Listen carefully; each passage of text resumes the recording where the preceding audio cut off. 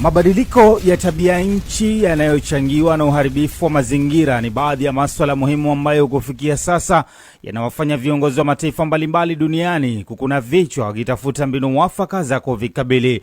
Baadhi ya athari za mabadiliko ya tabia nchi ni hali ya ukame, mafuriko, vile kushuhudiwa kwa mabadiliko ya vipindi vya mvua, hasa baada ya uharibifu wa misitu nchini, misitu ambayo ndio vyanzo vya maji katika mataifa mengi duniani.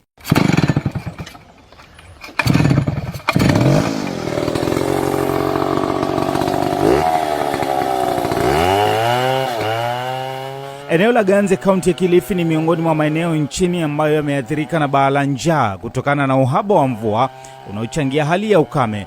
Baadhi ya wakazi eneo hilo hutegemea sana biashara ya kuchoma makaa ili kuuza angalau kukidhi mahitaji ya familia.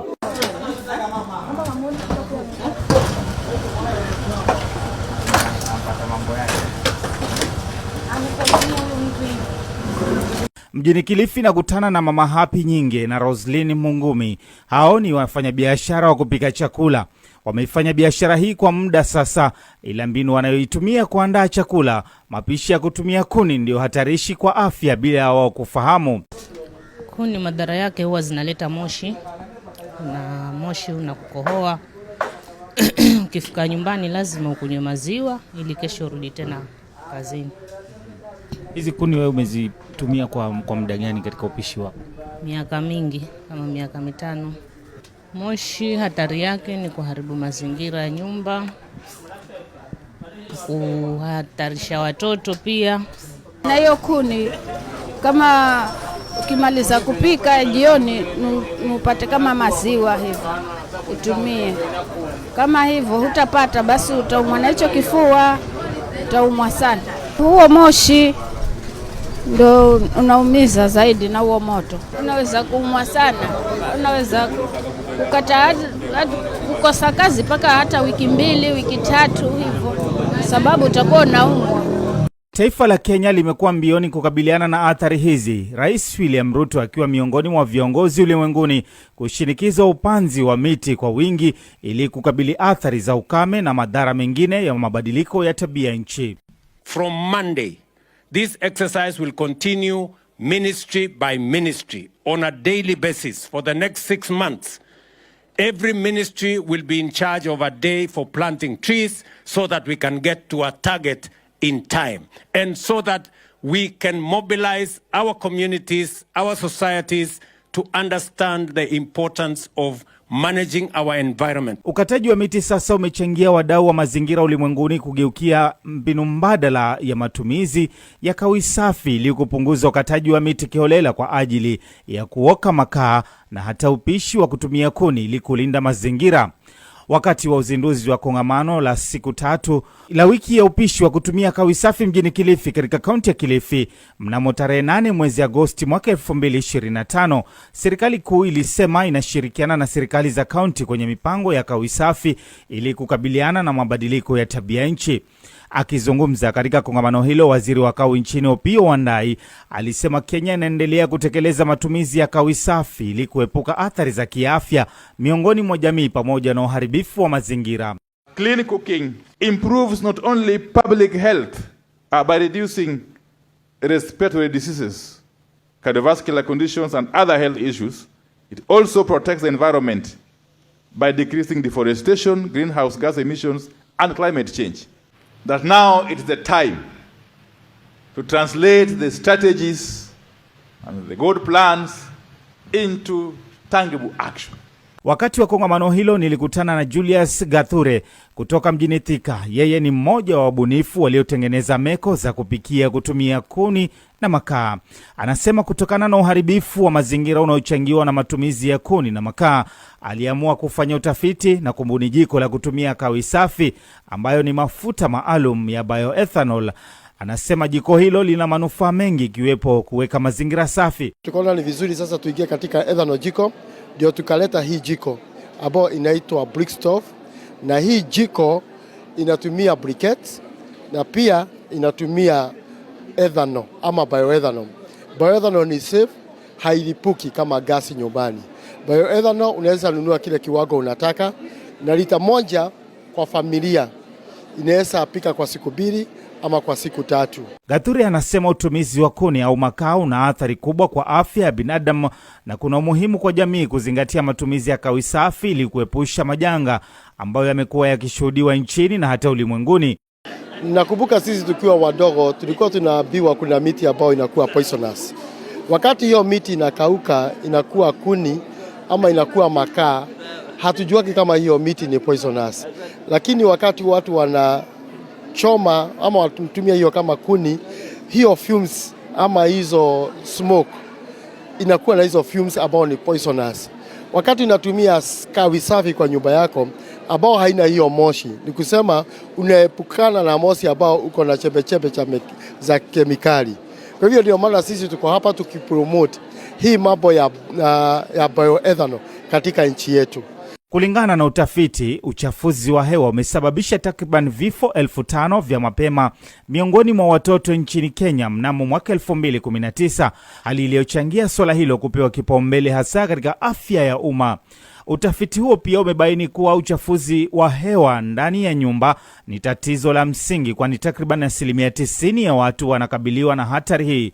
Miongoni mwa athari za afya zinazochangiwa na uchafuzi wa hewa ni pamoja na magonjwa ya kupumua, ugonjwa wa moyo, kiharusi, saratani ya mapafu na hata kisukari.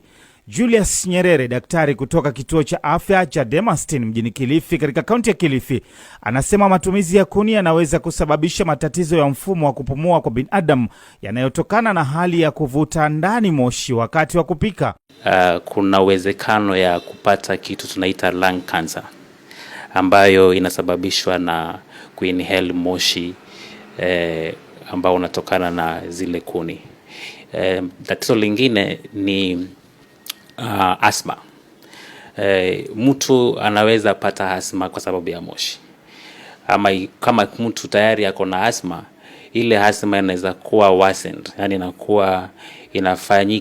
inafanya mtu anakuwa na hali ngumu zaidi. Yani worsening the asthma. So ule moshi si moshi mzuri kwa afya ya binadamu. Mbali na hayo, daktari anasema kuna athari kubwa upande wa afya ya uzazi kwa mwanamke na mwanaume zinazotokana na moshi kutokana na matumizi ya kuni wakati wa upishi majumbani, akiweka wazi kwamba baadhi ya miti inayotumika kama kuni ina sumu kali. Tatizo lingine ni lina affect what we call reproductive system. Reproductive system ni uzazi wa binadamu wa kike. Kwa mfano yule ambaye amekuwa exposed kwa ule moshi ni mtu ana ujauzito. Ule moshi una madhara yake kwa ule ujauzito. Ina reduce fertility ya mtu ambaye pia angependa kuzalisha ama kuzaa. Alafu kuna complications za pregnancy ambazo zinaweza kuwa kwa sababu ya ule moshi. Kuna miti ambayo ina emit emissions ambazo ziko pia na kemikali ambazo zina affect how your body works. Sasa wengi hawajui. Unaweza pata miti mingine ina moshi kali. Moshi kali ambayo hata ikikuingia kwa macho unaona unatoka na machozi. Ubalozi wa Uingereza na Ujerumani hapa nchini unashinikiza serikali kuu kukumbatia matumizi ya kawi safi kwa kuafikia maendeleo endelevu na kubuni nafasi za ajira kwa kushirikisha serikali za kaunti. Daniel Wilcox na Stefan Wenzel ni wawakilishi wa ubalozi wa Uingereza na Ujerumani hapa nchini mtawalia. More than 65% of Kenyan houses still rely on polluting fuels. The cost is measured in premature deaths, time lost collecting firewood, forests degraded, and health systems under strain. The challenge before us is immense, but the opportunity is greater. So together, we must mobilize carbon finance, put inclusivity at the heart of every initiative, and empower counties, because real change happens closest to the people. You probably know, or you don't know, that the sun is distributing more than 500,000 terawatt of energies onto the surface of Kenya. More than 500,000 terawatts. Does anybody know how much energy Kenya is consuming per year? 15. 500,000 the sun is delivering, 15 we are using. So the sun is the cheapest and most available source of energy. Naye gavana wa kaunti ya Kilifi Gideon Maitha Mung'aro anasema mabadiliko ya tabia nchi yamekuwa na athari kubwa kwa wakazi, hasa maeneo ya Ganze na Magarini, akisisitiza kuwa kawi safi pekee itaokoa maisha ya wakazi wengi. Here in Kilifi, particularly in regions like Ganze and Magarini, our people are on the front lines of climate change. Our communities have faced the harsh realities of drought and unpredictable weather, which have led to increased hunger and health challenges. This is why the energy sector is not just about power lines. It is about providing direct solutions for our people. Our work on the ground includes using solar-powered pumps to bring water to our farms and homes.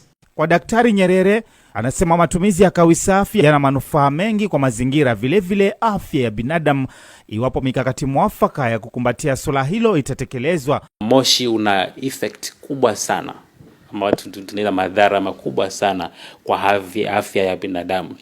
Ndio maana ningependa kupendekeza sana watu wa kumpatie wito wa kuhama kutoka kutumia kuni za moshi na kutumia what we call renewable energy.